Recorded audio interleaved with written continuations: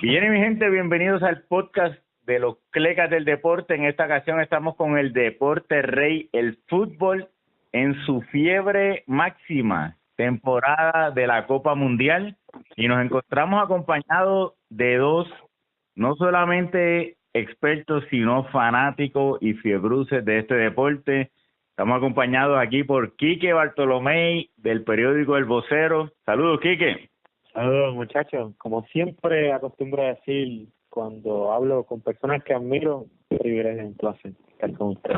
Bueno, y aquí estamos con el honor también de contar con el embajador de la parada de Puerto Rico en Nueva York, una estrella ascendente en el periodismo boricua, Gaby Acevedo. Saludos, Gaby.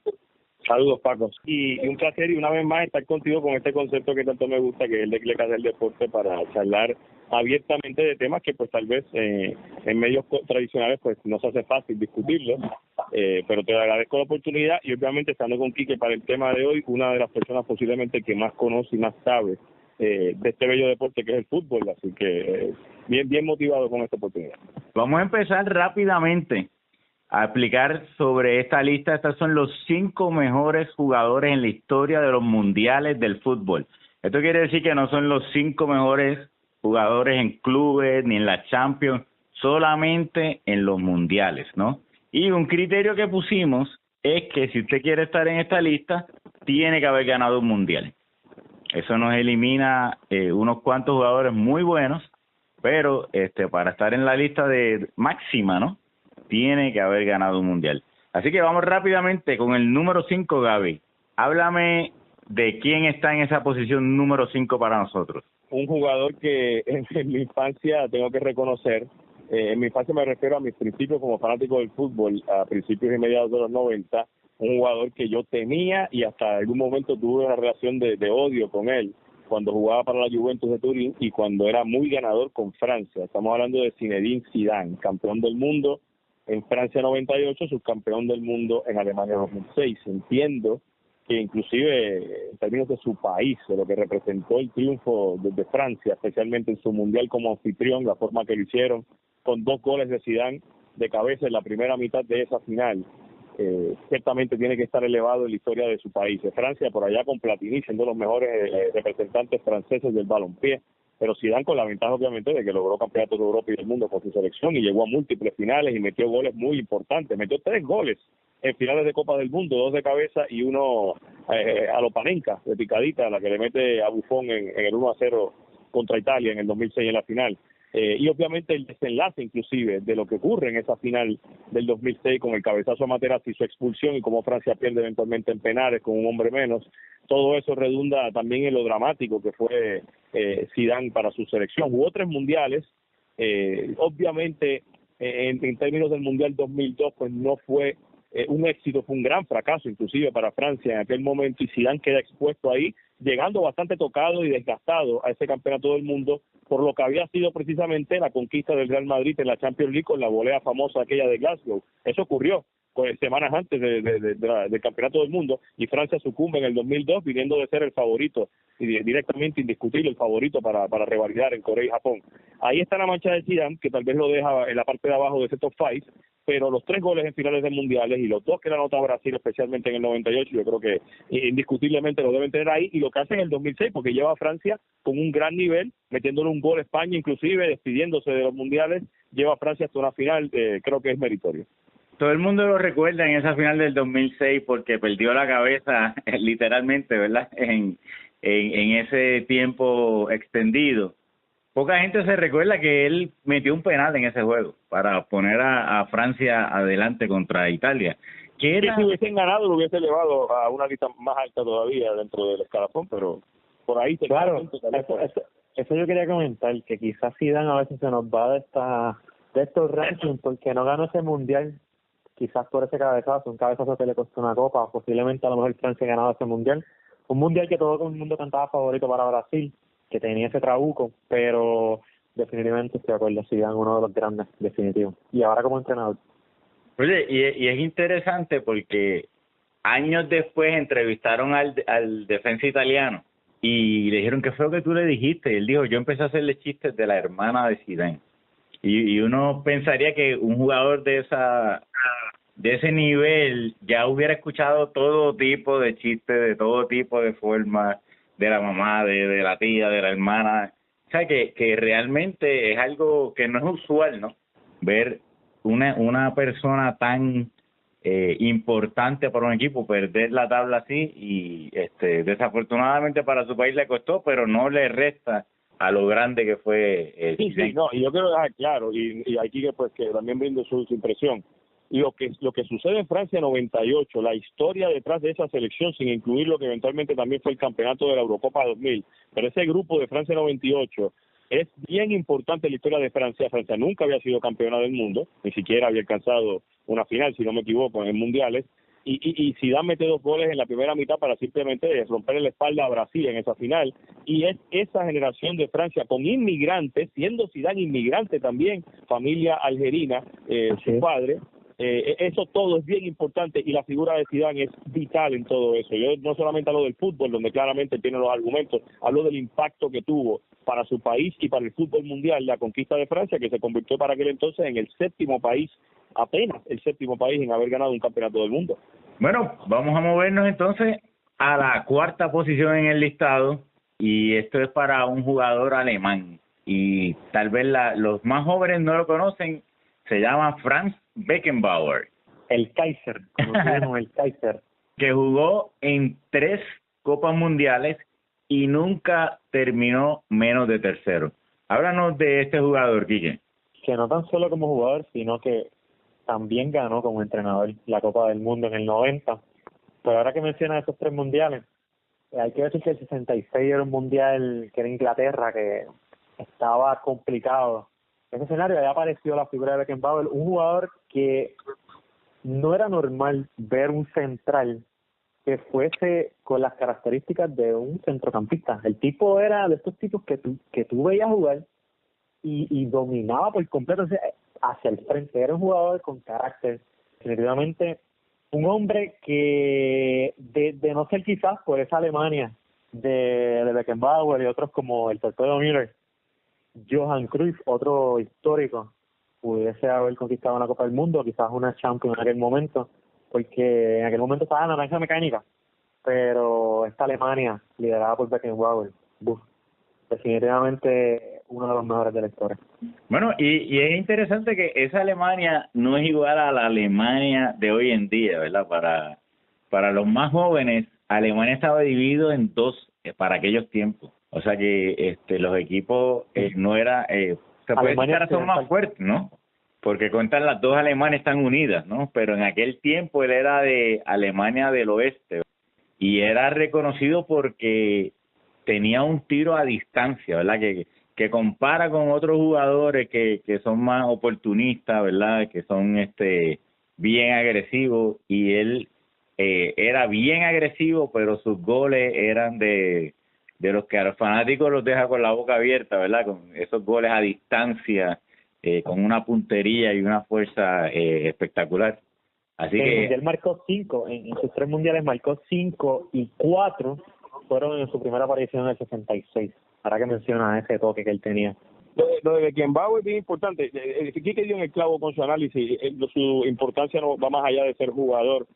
También fue técnico, es una marca, una huella en la historia de los mundiales como entrenador y también como presidente de un comité organizador del mundial, así que estaba a nivel ejecutivo, porque en el 2006 en Alemania fue el presidente de ese comité que organizó los juegos, este mundial, disculpa. Así que Beckenbauer es grande en la historia de los mundiales.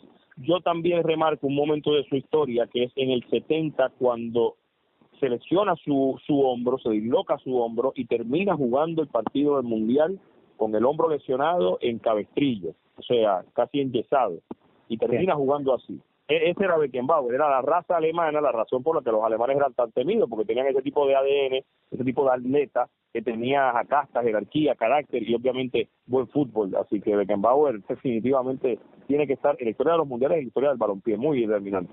Estos 2 jugadores que empiezan esta lista son jugadores que, como hemos mencionado, se destacan en el campo y también desde fuera de las líneas, ¿no? Y fíjense que los primeros 3 en la lista realmente han sido unas personalidades muy raras fuera de las líneas. Y con eso comenzamos con el tercer jugador en nuestra lista, directamente de Brasil. ¿De quién estamos hablando, Gaby? Ronaldo Luis Nazario da Lima, el brasileño, el verdadero, como lo decían algunos, el verdadero Ronaldo. Ronaldo Luis Nazario da Lima jugó 4 mundiales, de los cuales uno de ellos no tuvo participación en cuanto a minutos de juego, que es el Mundial 94, que es una decisión del técnico Carlos Alberto Parreira, que era el técnico de convocar como el número 23, básicamente, el último jugador en la lista, a este jugador de 17 años que jugaba en aquel momento para el Cruzeiro en la Liga Brasileña, y lo convoca pensando en aquel momento Parreira con su visión de que este jugador iba a ser importante en un futuro y necesitaba esa experiencia mundialista. Fue una decisión totalmente orientada al proyecto que entendía que iba a ser Ronaldo en la historia del fútbol brasileño. No participa ni siquiera un minuto en ese mundial, pero tenemos que pensar como deportista en lo que representó para él haber estado en los entrenamientos, en el día a día de ese mundial que termina siendo el tetracampeonato, el 4º título en la historia de las Copas del Mundo para la selección brasileña. El 98, con 21 años de edad, y quiero poner esto en contexto porque hablando con otro de nuestros grandes amigos, Edwin Feliciano, hace unos días, comentábamos una de las críticas que yo le hacía a Gabriel Jesús, el actual delantero de la selección brasileña, que tiene 21 años de edad, y muchos lo consideran es joven, es un proyecto. Ronaldo tenía 21 años de edad cuando llega al Mundial de Francia 98, siendo indiscutiblemente el mejor jugador del mundo en aquel momento, 2 veces Player of the Year y Balón de Oro.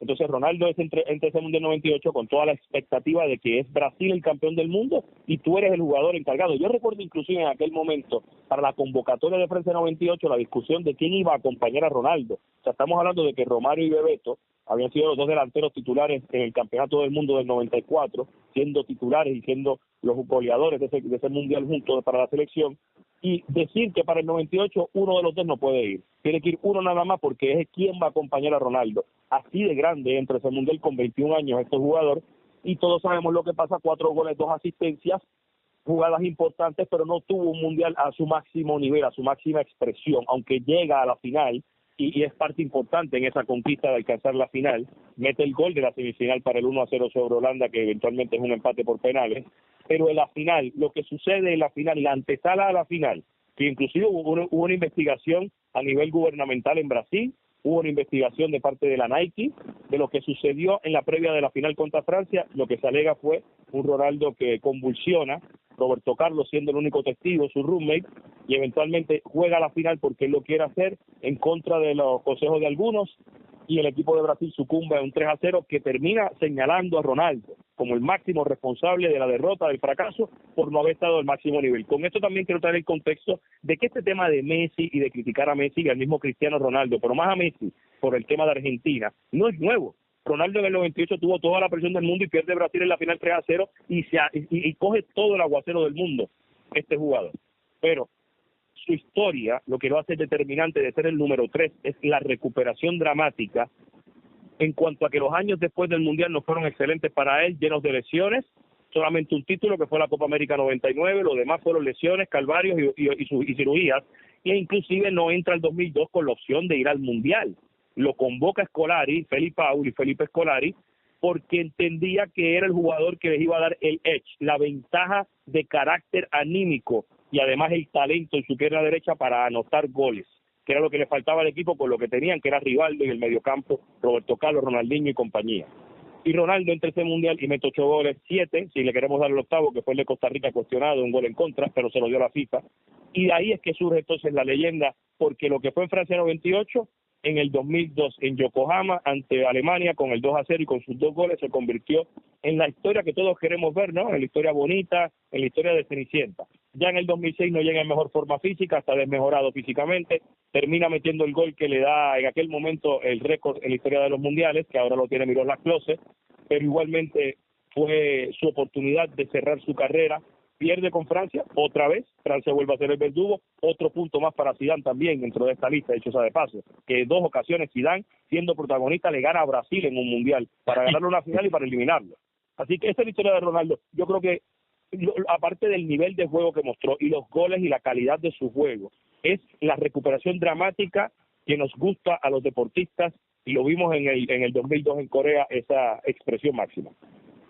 Que de no ser por las lesiones, posiblemente estaría en ese podio de Maradona, Pelé, siempre en ese debate. Ya como que se nos olvida con la aparición de Cristiano y Messi, pero Ronaldo, era imparable. Yo me acuerdo pequeño, Ronaldo era una de esas típicas de las primeras figuras que uno ve. Sí, también fue la época que la televisión a nivel mundial empezó la exposición total del fútbol. No, y hay que, como dice Gaby, en ese mundial del 2002, él no participó en toda la cualificatoria con el equipo de Brasil y anotó en todos los juegos excepto contra Inglaterra. O sea que tenía el récord de goles, una leyenda, ¿verdad? Y goles importantes. Mira los goles cuántos son. Tiene 2 goles en semifinales, le anota Holanda, le anota Turquía en el 2002. Tiene 2 goles en finales, obviamente los de Alemania en la final del 2002. En momentos donde el equipo no estaba claro y jugadas importantes cuando Brasil no estaba claro. Y recuerdo particularmente el Brasil-Dinamarca de Francia 98, donde gana Brasil 3-2, un gran partido. Y el partido lo empieza perdiendo Brasil y lo desatasca Ronaldo con una jugada individual, un pase a Bebeto anota el gol y le da la asistencia al Fenómeno, así que yo definitivamente lo tengo en alta estima por esto, pero la historia de él, como ustedes ven, como te decía, va de la mano con la de Zidane de alguna manera. Lo que pasa es que Ronaldo, al hacerlo para Brasil y por Brasil, y el pentacampeonato brasileño siendo él el hombre de los goles, pues yo creo que lo eleva a un nivel un poco más alto. No, y lo otro es que el apodo de Ronaldo está atado a ti, Gaby, ¿no? No, al revés, yo no confié en él, al revés. Inclusive realmente Ronaldo era el extraterrestre, fue el primer apodo que se le puso y se le puso en el Barcelona, en esa temporada fantástica 96-97, que Ronaldo juega el gol contra el Compostela y muchas cosas que hizo ahí, y se le apodan en España el extraterrestre. El Fenómeno es el apodo que le dan los italianos cuando llega al Inter de Milán. Okay. Así que en la posición número 3 tenemos ahí a Ronaldo. Y estamos llegando a la estratosfera de los héroes de mundiales. Por ahora. La posición número 2 es alguien que ha estado mucho en el ojo público, aún en este mundial. Aún sin jugar, aún sin tener ni una onza de entrenador. Estamos hablando de Diego Armando Maradona. Háblame de Maradona, Quique. Hay una canción bien famosa de Andrés Calamaro que dice que Maradona no es una persona cualquiera, es un hombre pegado a una pelota de cuero. Y Maradona, como dicen, que sigue siendo figura hoy en día todavía, sigue siendo noticia, y lo seguirá haciendo hasta cuando no esté con nosotros. Porque Maradona, más allá de deporte, Maradona, yo creo que todos estamos de acuerdo que deporte es cultura, y Maradona llevó ese sentimiento argentino cuando más lo necesitaba a lo más alto. Y así repasando brevemente la historia de Maradona y por qué la gente sigue considerando o considera en un debate por qué Maradona es uno de los mejores o el mejor jugador de la historia desde que empezó en las categorías menores de Argentinos Juniors. Vamos, desde los Cebollitas, pueden buscar en Google, los que estén escuchando este podcast, la historia de Maradona y los Cebollitas, que no perdieron un partido. Debuta a los 15 años en primera división, ya después el talento pues no pasa desapercibido, va a Boca, claro, el equipo también más grande de Argentina según muchos, con River. Se estrena la Copa del Mundo, estoy seguro que en el 82, que es en España, no le va bien. Había expectativa con él porque ya había dado el salto de Sudamérica a este caso Europa, jugaba con el Barcelona, mismo caso de Ronaldo, no le fue bien en Barcelona y luego se marchó, pero decepcionó en ese Mundial del 82, así que ya siendo jugador del Nápoles, con cual debate aparte también hizo historia. El Mundial del 86 mítico, prácticamente lo gana él solito. No se pueden comparar las selecciones de hoy en día de Argentina y de aquella del 86, pero esa del 86 también venía con muchas polémicas, muchos problemas, y al final cabo ese famoso duelo contra Inglaterra, todavía en tiempos donde se resentía lo de la guerra de las Malvinas, con la mano de Dios, y después mete el gol, para mí el mejor gol en la historia del Mundial. Yo creo que Maradona afecta de una manera tan increíble a Messi, porque por más que la gente diga Messi está solo, la gente señala ese Mundial de Maradona y dice Maradona estaba solo y encontró la manera de traer el trofeo a casa, ¿verdad? Y la clave de eso fue el partido con Inglaterra. O sea, era Malvinas, que para la gente que no lo sepa, fueron prácticamente más de 900 muertos que dejó esa guerra. Era algo serio. y el que Argentina ganar ese partido y ya luego gana la Copa en México, oye, el Estadio Azteca siempre tan emblemático. Y no tan solo eso, sino Maradona vuelve y repite la final en el 90, y de no ser porque en el 94 tiene el escándalo de doping, posiblemente, sabe Dios que hubiese pasado con esa Argentina. De verdad que Maradona, el impacto va mucho más allá. Y no me estoy refiriendo a su persona, sino al Maradona jugador, tampoco entrenador, el Maradona jugador. No se puede, la verdad que Messi, esa presión constante de vivir con esa sombra de Maradona. No, el Diego definitivamente tiene que estar en cualquier conversación que sea de fútbol y que sea de la historia de los mundiales, y que lo resume muy bien en el 82, su efecto dramático. Iba a ser convocado como el número 23 para el 78, y compararlo con lo que les comentó ahorita de Ronaldo, como lo convocó Parreira sin haber jugado en el 94 Ronaldo, para el 78 Argentina de local, que es campeona del mundo. Maradona fue el último corte. No se lo lleva el flaco Menotti porque entendía que era un grupo de veteranos, que era otra cosa, y que el muchacho tal vez de alguna manera no estaba listo. Igualmente lo dirigió al año siguiente en el Mundial Juvenil, sub-21, y es campeón con Ramón Díaz, siendo protagonista ambos. Así que Maradona ya desde pequeño se veía, como bien dice Quique, la importancia que iba a tener en la historia del balompié mundial y argentino. Pero es el 86, ahí está todo, todas las canciones, toda la generación, todo el drama y toda la física que menciona un Paco, que le afecta de alguna manera a la generación actual, que incluye a Messi, pasa por lo que se logró en ese mundial, que incluye la mano de Dios. Es una jugada ilegal que seguramente el VAR en este mundial lo hubiese revocado, muy posiblemente.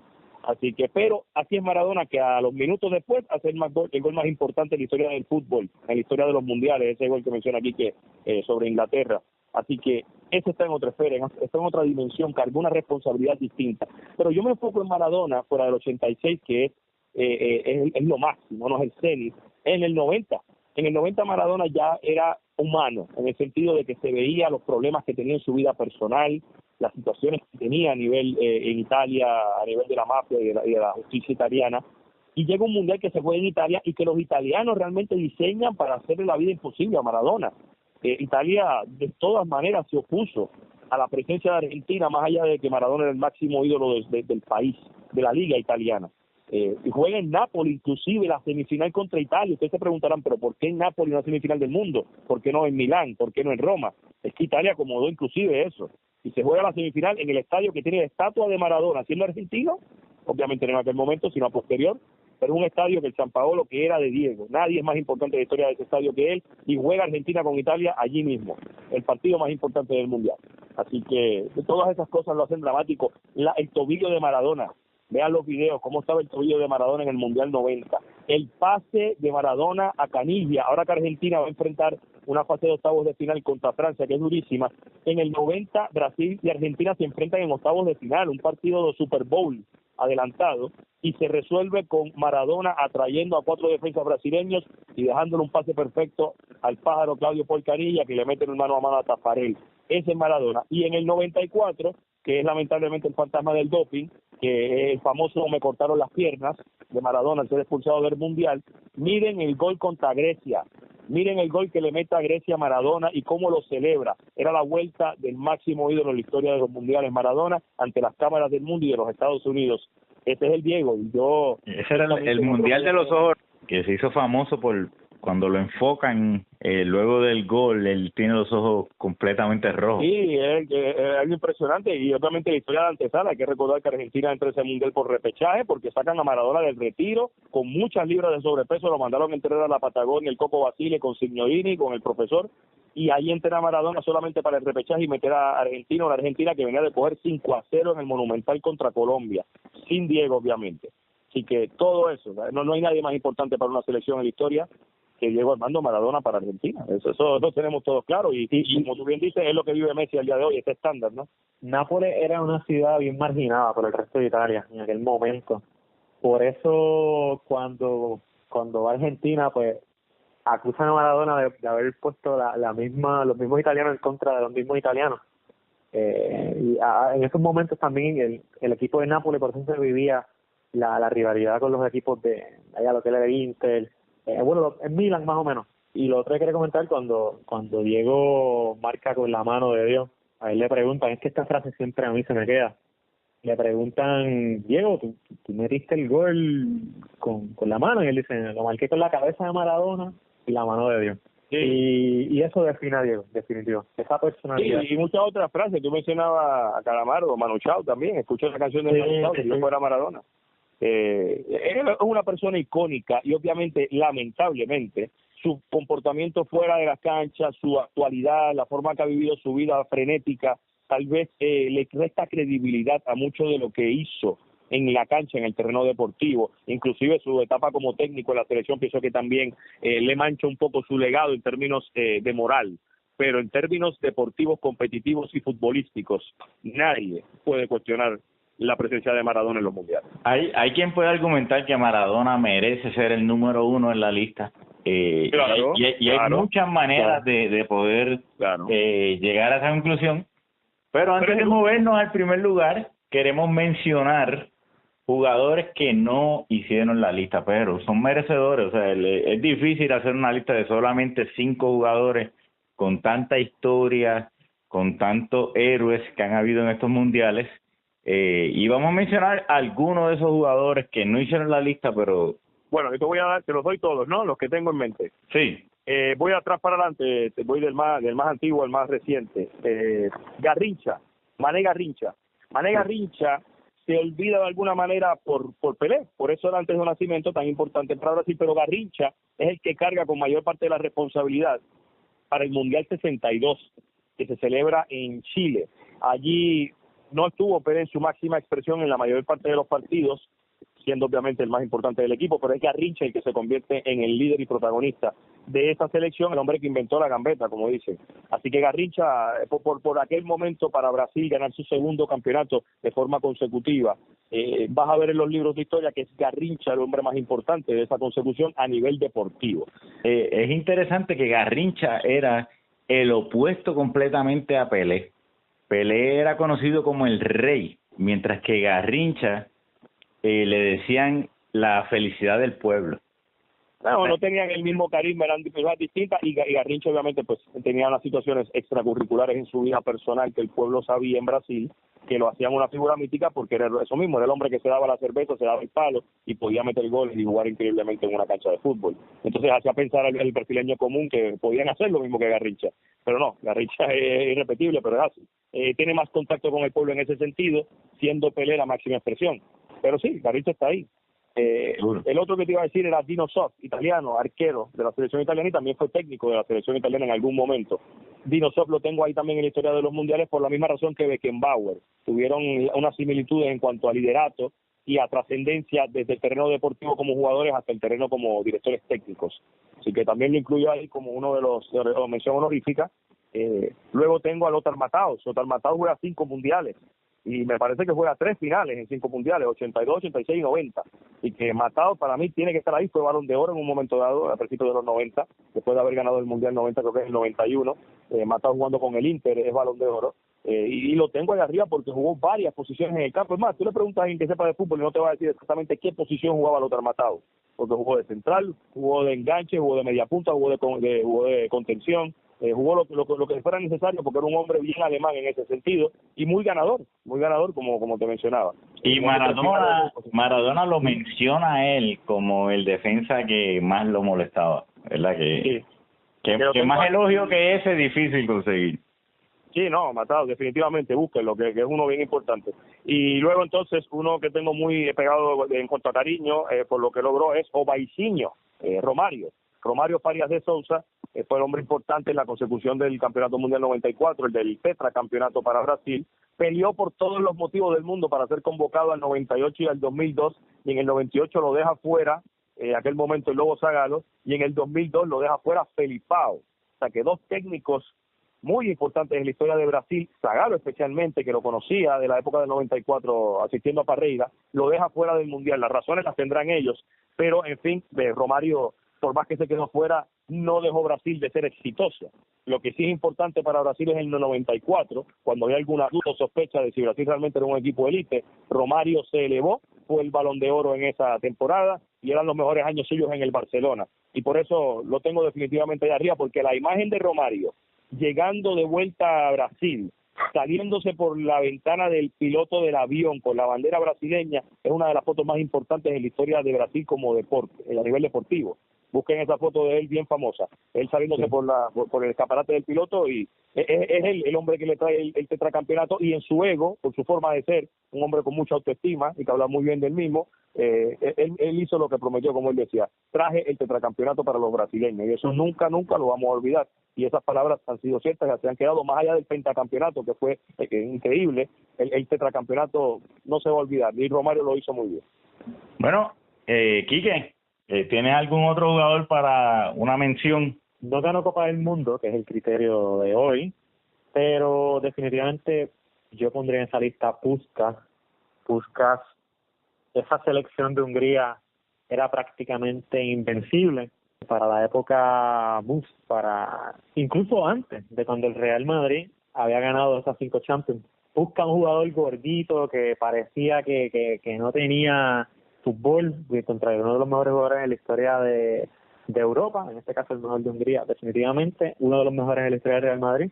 Y esta Hungría incluso protagonizó un par del partido del siglo, si no me equivoco, se llama, con Inglaterra, le gana allá en Wembley. Y solamente pierde un partido en 6 años, y lo pierde en esa final del 54 contra una Alemania que se le conoce como el milagro de Berna, allá en aquella ciudad. Definitivamente Puskás lo tengo ahí. Y quiero mencionar uno que quizás no viene mucho a la mente por lo reciente, Xavi Hernández. En tiempos donde tuve la selección española, que quizás le falta más rapidez en esos pases, una selección que estamos acostumbrados a verla desde la última década con jugones en el mediocampo.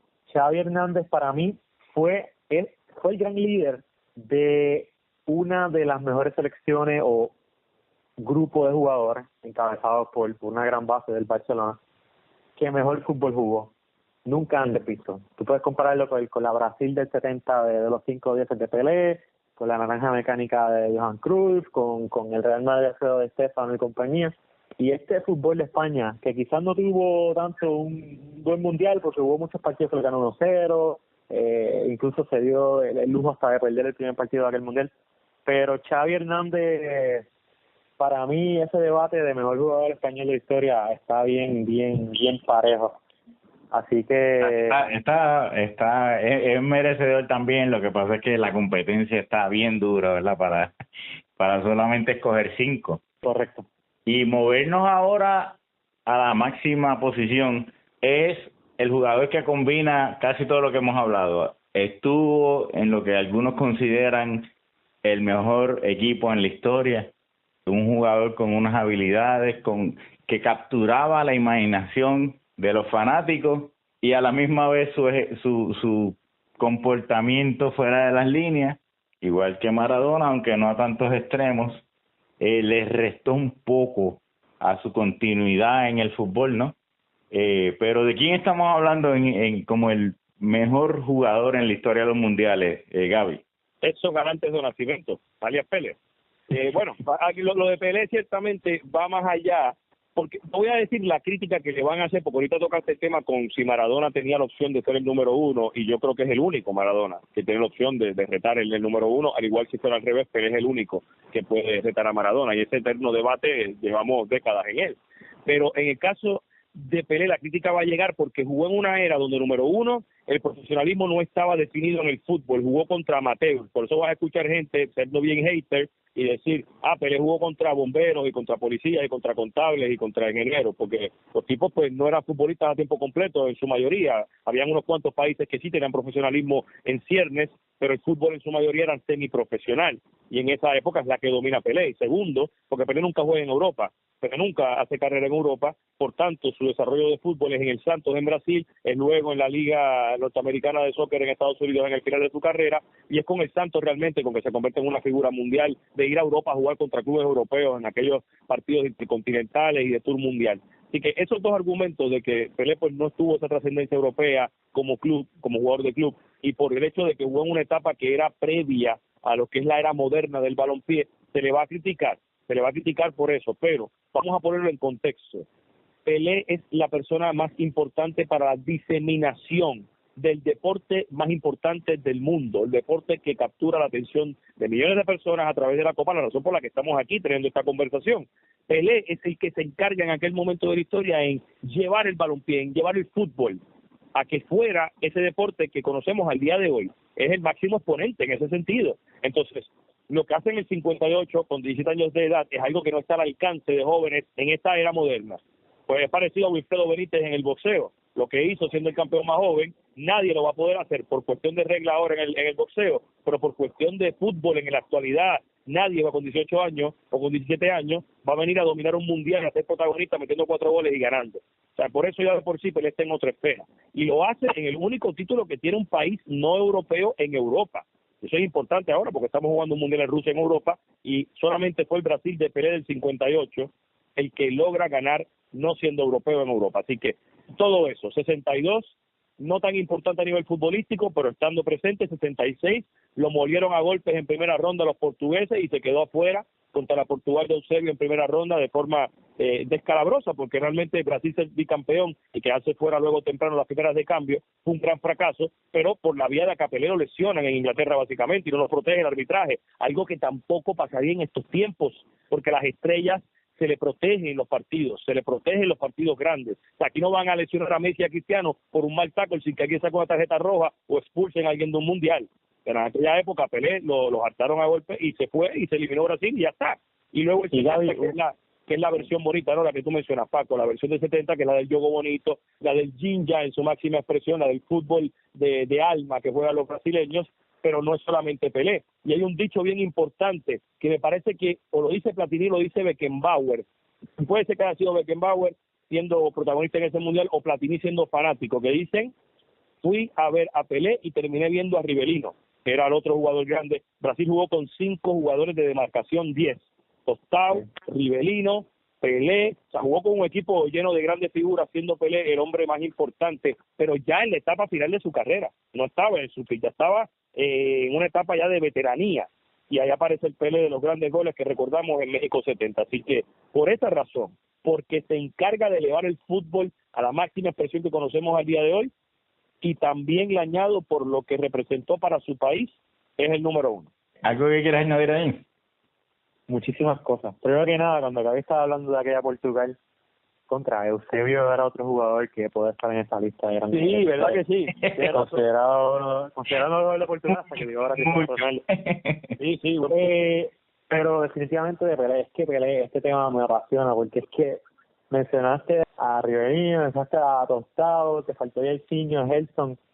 Gente, cuando tengan la oportunidad busquen Brasil y la maravilla de los 5 veces en el 60. Ese equipo fueron 19 goles a favor, ganaron todos los juegos, barrieron. Aclarar el detalle que en ese Mundial del 70 ya poco antes había un dirigente diferente a la selección de Brasil y estaba ya contemplando la idea de que Pelé no estaba para ser titular. Luego tienen una serie de resultados ahí medio complicados, vino otro dirigente, ese dirigente entonces hace el consenso de que se junten todos estos, los famosos 10, que era una maravilla, que si Pelé y compañía no jugaron en Europa era porque no quisieron, porque el talento lo tenían en jugar en cualquier equipo del mundo. Y bajo esa misma línea, Pelé luego se aventuró a estar jugando con el Cosmos en Nueva York, hizo historia allí en lo que era la NASL en aquel momento, porque perfectamente podía jugar en un Real Madrid, en un o sea, en los grandes de la época. Pero para que tengan la idea de lo grande que fue Pelé, en el periodo del 58 y el 70 no había mejor selección en el mundo que no fuese Brasil. Solamente Inglaterra, con ciertas decisiones arbitrales medias controvertidas, en el 66 que fue en casa, gana. Pero desde que apareció Pelé con los 17 años, en el 58, luego en el 62, que pues no estuvo la primera, se lesionó más o menos en la primera fase y ya Garrincha cargó el equipo, pero lo que hizo en el 70 fue culminar, como dicen por ahí, la guinda del pastel. Pelé, sí. Cuando Brasil gana ese Mundial del 70, liderado por Pelé, Brasil es el único equipo que le dan la Copa en propiedad, por eso es que después la Copa del Mundo cambia de forma, antes era más pequeña. La Jules Rimet. Mundial, exactamente, que antes era la Jules Rimet, entonces la Jules Rimet se la lleva a casa Brasil y luego ahora es la Copa que vemos hoy en día. Indiscutiblemente puede ser Pelé, Maradona, para los gustos de los colores, pero estamos de acuerdo en que esos dos son los más grandes. Bueno, y la realidad es que hemos mencionado los 5 jugadores, hemos mencionado menciones honoríficas y con todo y eso, y se nos quedan jugadores de la talla de Klose, el alemán que tiene récord de más goles, Pero mira, Paco, eso que tú mencionas, o sea, todos los mundiales tienen algún protagonista que no necesariamente va a entrar en esta consideración, pero te menciono algunos nombres importantes. Andrés Iniesta, al igual que mencionó Quique el tema de Xavi, Iniesta mete el gol más importante en la historia de España, es el que gana el Mundial de Sudáfrica. Tienes a Paolo Rossi en el Mundial 82 de Italia, fue en una explosión total. Su carrera no llegó al nivel de lo que hizo en ese Mundial, pero en ese Mundial, en el 82, Italia gana por Paolo Rossi, le metió un hat-trick, si no me equivoco, a Brasil, para dejar a Brasil fuera del Mundial, un Brasil que en aquel momento era considerado el mejor equipo del mundo. Aquí tienes hombres así, tienes a Roberto Baggio, que es una historia dramática y muy lamentable, porque Baggio lo recuerdan porque falla aquel penal para perder en el 94 en la tanda de penales, pero Italia no llega a esa final, si no es por Roberto Baggio, porque simplemente se echó el equipo encima, metió goles a diestra y siniestra para meter a Italia hasta esa fase, en aquel momento buscando lo que iba a ser para ellos el tetracampeonato, que se quedó corto. Y recuerdan a Baggio por eso, pero por Dios, Baggio es uno de los mejores de la historia, fue Balón de Oro en el 93, otro hombre importante. Y por ahí hay unos cuantos más, o sea, hay unos cuantos más. Bueno, y eso sin contar... Italia en el 2006, fíjate, Italia en el 2006, quisiera ver qué piensa aquí, que porque Italia del 2006 gana el Mundial, pero no hay un jugador que tú puedas señalar como el hombre grande, un trabajo de equipo. Hay hombres como Fabio Grosso mete el gol para ganarle a Alemania, para tener la ventaja sobre Alemania,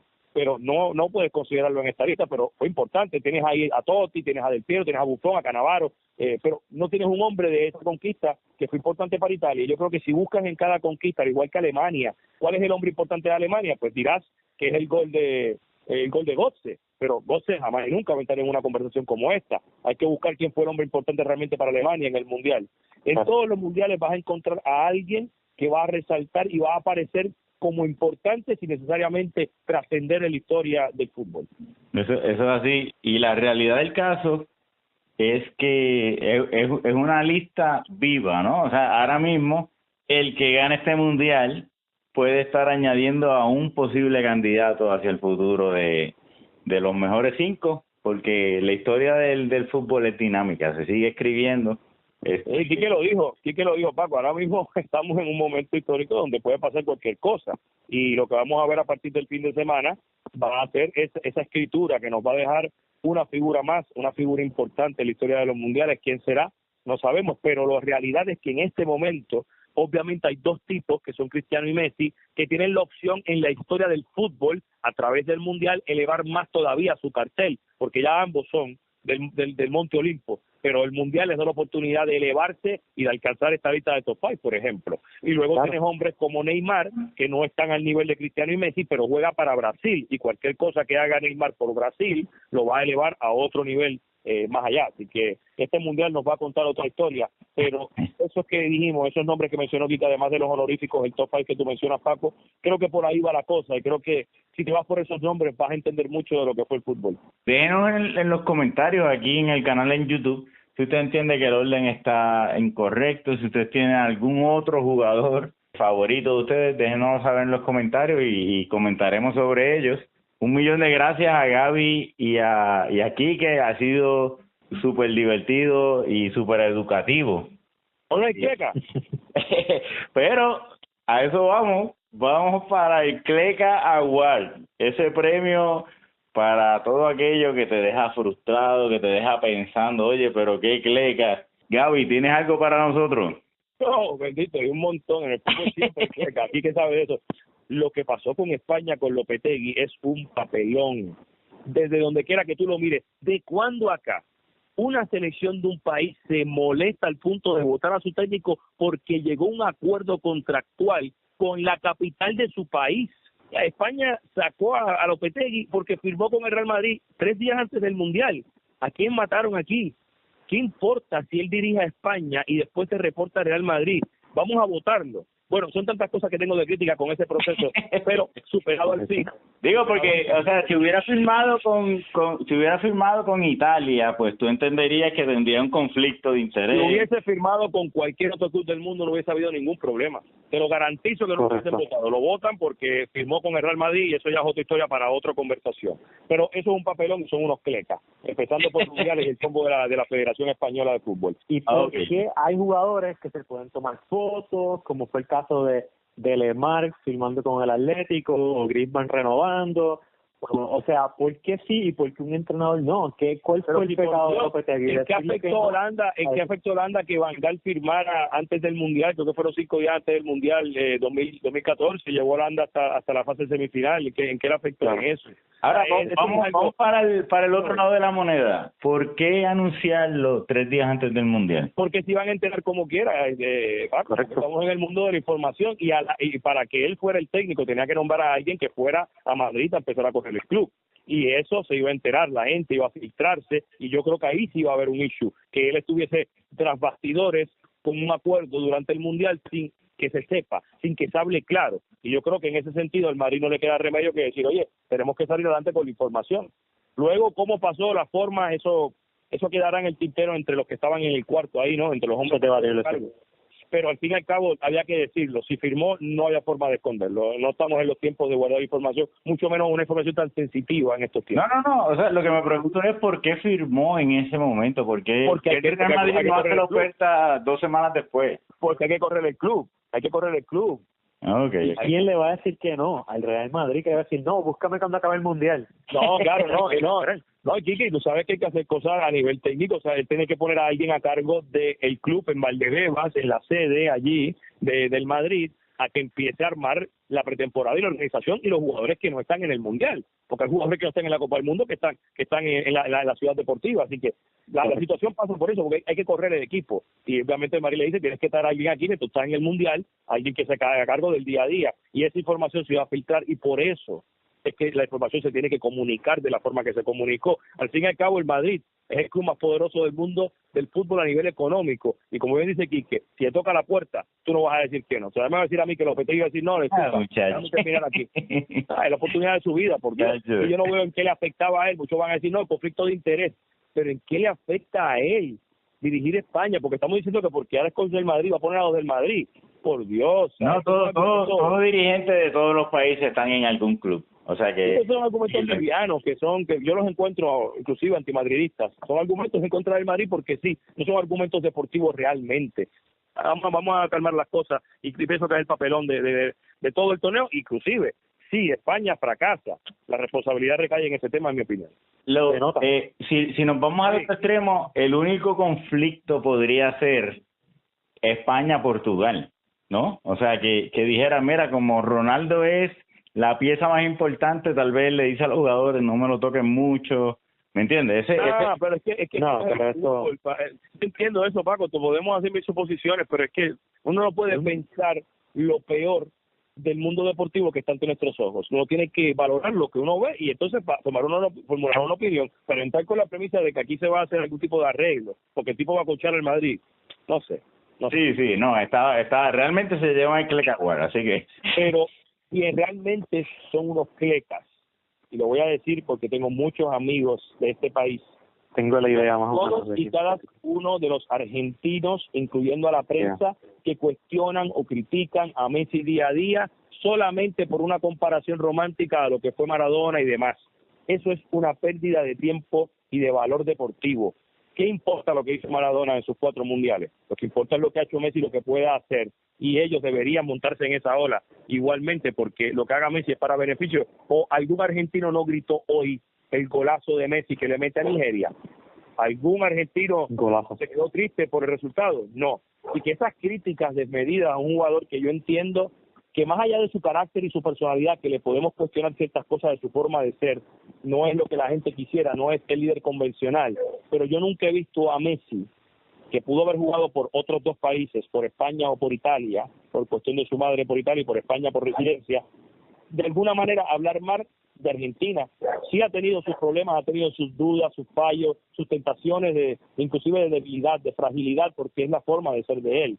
Pero mi impresión es que él compite por llevar a Argentina a lo máximo que él pueda lograr. Hay que ser claro con Messi que el fútbol hoy en día tiene unos márgenes de error mucho más cerrados que lo de la época romántica, ¿no? O sea que lo que en un esfuerzo que en otras épocas hubiese sido suficiente, hoy en día no lo es, porque el nivel de juego de todos los países ha subido. Sí, no, él tiene una responsabilidad grande. Messi tampoco puede huirle a lo que es un momento histórico. El estándar que tiene que rendir es este y tiene que meterle, no le queda otra. Sí. Quique. Como Mikel Coward tenía pensado para Argentina, pero ya que Gaby menciona Argentina, aquí rápido en mi mente dije, ok, vamos a coger otro. Didier Deschamps, Francia, al entrenador de Francia. O sea, yo estaba bien ilusionado con Francia antes de empezar el Mundial. Cuando tú ves el nombre de los jugadores que hay en esa selección, tú dices, esta selección lo que va a dar es espectáculo todos los días. Y precisamente ha sido todo lo contrario. A pesar de que aseguraron el primer lugar de grupo, parece como si de momento, o sea, por momento esta selección no quiere ganar, sale a jugar, a buscar los resultados, pero no a ganar. Y es raro, Quique, porque, mira, ¿te acuerdas como una de Champs como jugador? Correctamente. Y tienes el antecedente de la Eurocopa, que pierden de local en París contra Portugal sin Cristiano Ronaldo la mejor parte del juego. Pierdes una final y cuidado, que te vas a cruzar con Argentina y cuidado. Que... Sí. Eso suena a semifinal una ronda antes, ¿no? O sea que... Bueno, no es la primera vez que le pasa a Argentina, pero sí, ciertamente es un partido grande para octavo de final. Pudo haber sido una final de Argentina haber quedado primera de grupo, porque entre los cruces y si Francia al final llegaba a la final, podía... Sí, pero yo tengo tus mismas dudas, Kike, respecto a Francia. No sé si Deschamps es el responsable, porque los muchachos son jóvenes, no le falta carácter, pero ciertamente él ha estado al mando ahí por un tiempo suficiente para él tener un efecto sobre sus jugadores, y estoy contigo, no los ha visto todavía, especialmente un hombre que fue muy ganador, que fue siempre capitán de sus equipos en la selección, en la Juventus, y lideró a los mejores jugadores en la historia de su país. Así es, y veremos, porque si es un fracaso, ahí le van a caer encima con el tema de Benzema. Se acabó el evento. Y también se va. Bueno, yo voy a dar un Cleca Award, pero en realidad es un debate, porque yo empecé a ver este mundial para ver los equipos más flojos, pensando en que el próximo mundial va a tener 16 equipos más. Y la realidad es que para mí esa decisión de moverse a 48 equipos buscando más dinero le va a restar al mundial. Y por eso le doy click a Ward, pero a la misma vez me gustaría saber su opinión, ¿no? O sea, yo creo que desluce un poquito. Si fuera a Puerto Rico no dirías eso, lo más seguro. Realmente Puerto Rico está clasificado casi en la 150 por ahí, ¿verdad? Así que estamos... la última vez que lo vi no tenía ni ranking. O sea, imagínate. En la CONCACAF ya no le ponía nada. Bueno, no sé si lo sabes, cuando no llegamos a este mundial porque nos eliminó Trinidad y Tobago, o sea que estamos muy lejos de poder llegar a esto, pero la realidad es que los equipos más flojos yo creo que va a tender a inflar estadísticas, o sea, va a tener menos valor ese récord de más goles si alguien le hace 5 goles al equipo de un país menor, y como que hay juegos que no tienen interés. O sea, uno lo ve porque el mundial es cada 4 años y porque le gusta el fútbol, pero la realidad es que el juego no, o sea, como que es como, yo creo que hasta para los mismos jugadores es aburrido, del equipo ganador, ¿no?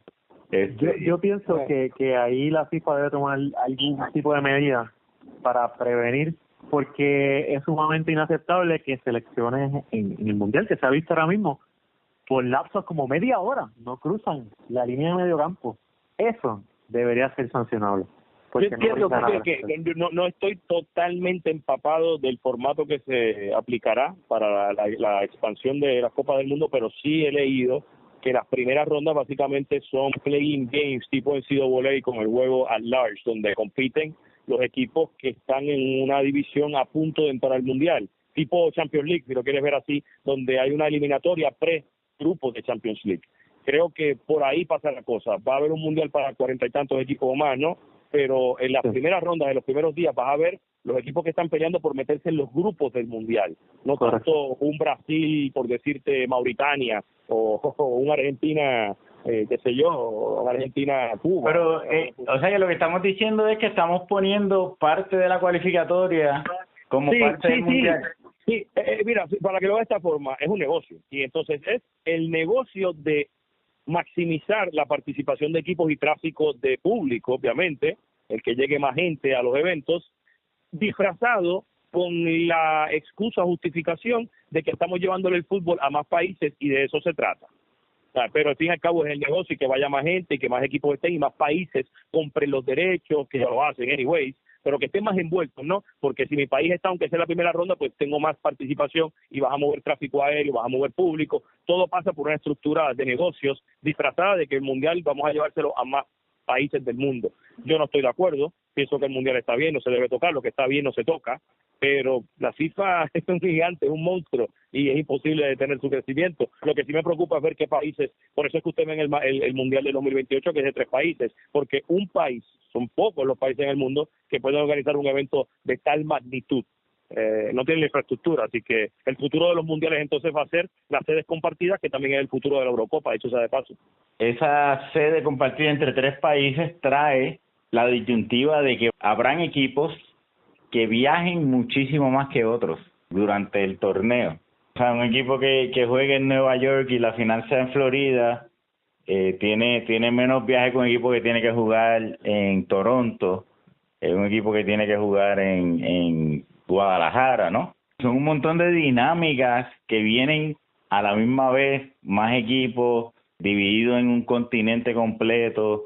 Son cosas que la FIFA está haciendo, buscando dinero, y hay que ver. Yo lo doy hoy como un click award, puede ser que sea algo bueno en el futuro, pero se ve que está más motivado por dinero. No, pero estamos contigo.